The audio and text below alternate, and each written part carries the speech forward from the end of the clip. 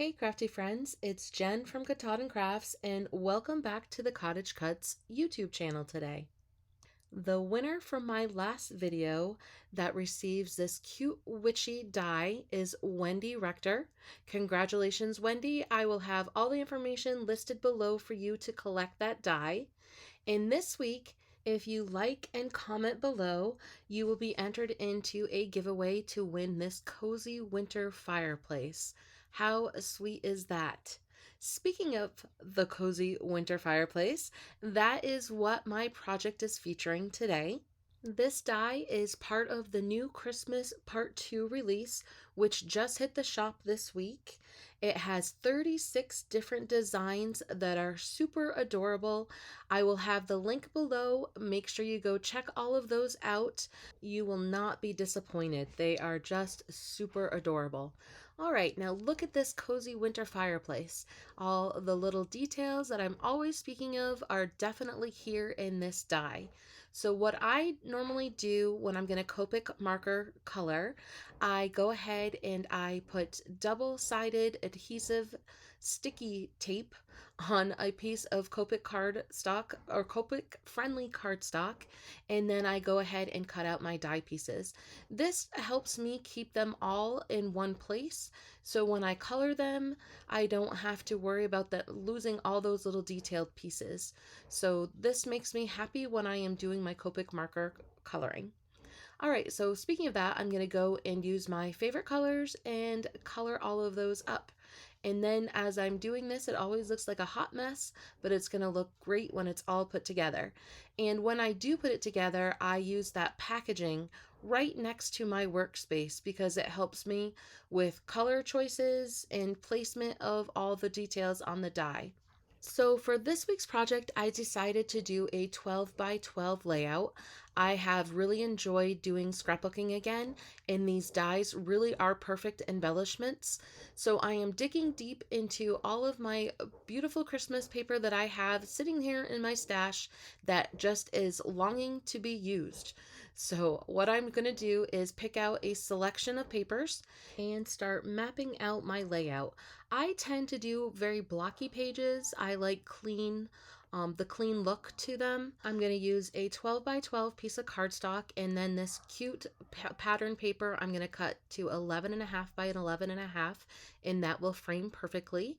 And now I wanted to be all set for some 4 by 6 photos, so I went ahead and cut out 4.5 by 6.5 frames for those, as well as a 4 by 4 block. And then for a title area, I did a 6.5 by 1 3/4 piece of cardstock. All right, now it's time for the magic to happen. I absolutely love assembling these cute little designs, and this fireplace has so much detail. I just love it. So here we go. Now, I like to pop out the main part of the design and leave the stickiness covered. So that's what I'm going to do. I'm just going to lift that up and attach the background to that fireplace, and then put the flap of the sticky paper down so it's not going to stick to my work surface as I am assembling. And then I took the time to pop out all those little stones from that fireplace frame, and I'm going to adhere that. Now I'm going to this is just like a little detail that I'm always talking about. This just cleans up that whole inside edge along with the mantle and the piece below the fireplace. This just gives this a nice clean look when you're assembling these designs. Once I get all the outside pieces to the fireplace assembled, it's time to go ahead and add those little logs and the flames. And another fun detail is that the logs have a split between them, so I can slip that little flame right in between, and it looks like it's coming out in between those two logs. Cute, very, very cute. Now, I wanted to add a little bit more detail and dimension to those stones, so I'm just going to take this darker, warmer gray color and just go along some of those stone edges and just, like I said, add a little bit more dimension. And now it's time to hang our stockings by the chimney with care. They do say by the chimney, don't they? Even though we're really hanging it by the fireplace. But, huh. Okay, we're going to add all those little stockings and then this cute little bow. And we're going to set that aside and start working on our Christmas tree next. And again, I'm going to cut out or punch out that full Christmas tree and leave that backing on there. And then I can peel off the sticker part of all the little details and stick those right directly onto the Christmas tree. But then my Christmas tree doesn't stick to my matte surface. And I chose to do all of these ornaments in gold. I was looking for like a little monotone Christmas tree color with a little bit of Shaka red. And now I had to plan on how I was going to do that background. I just love the gold and white of this paper, the side, but I thought that the pattern was a little bit too big to go with that fireplace to make it look like wallpaper, but those stripes were small enough that it really could work as a nice pretty wallpaper. So I'm going to go ahead with that choice. And now I wanted the bottom part of my paper to look like a floor. So I'm going to use my E33 marker and I'm just going to roughly color out a flooring, and I wanted it to be a little bit more blended, so I'm going to go with an E35 and go on top of that. And with saturating the paper with the ink helps to smooth that all out and give that a nice blend. And I just wanted a little bit of an anchoring for the Christmas tree and the fireplace so it doesn't look like it was floating on air. So now I'm going to attach my little wallpaper on the background. And I will finish that off with just a little bit of a chair rail. I like the way it covers up the seam between the floor and the background. And now it's time to just go ahead and kind of map out where I'm going to put all my pieces and then start adhering those down. Now I decided I wanted a little bit of dimension on that tree and for it to pop up off the page. So I'm going to put a few foam dots on that. And I'm going to do the same with the cute little dog. I'm also going to pop that one up, but I'm going to use a glue dot for that one, which is a little bit thicker than the tree, so that really gives another whole layer of dimension to this piece. And that little chair is so sweet. I love this whole little set. It's making me get excited for Christmas, and it's not even Halloween yet, but now I'm like, we need to speed this up. All of our leaves are gone here in northern Maine already. We've gotten a couple rainstorms, so our fall foliage is over.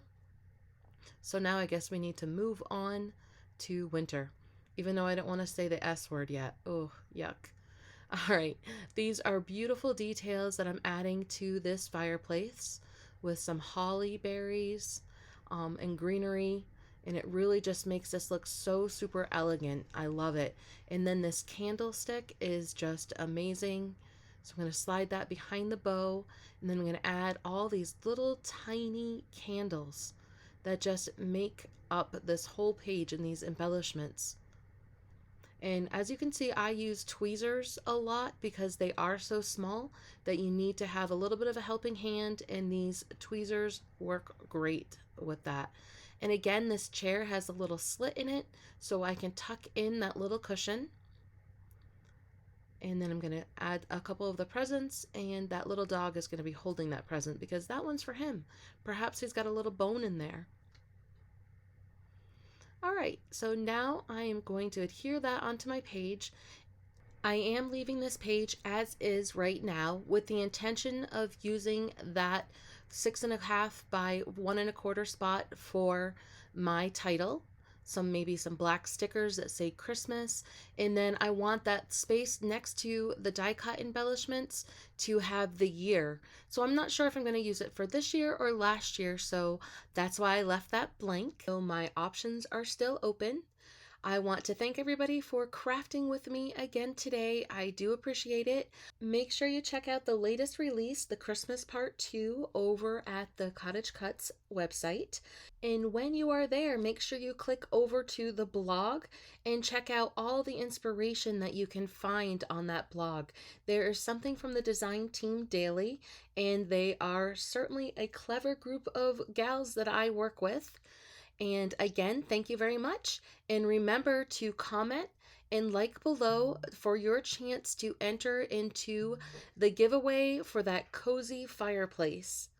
Goodbye for now and happy crafting!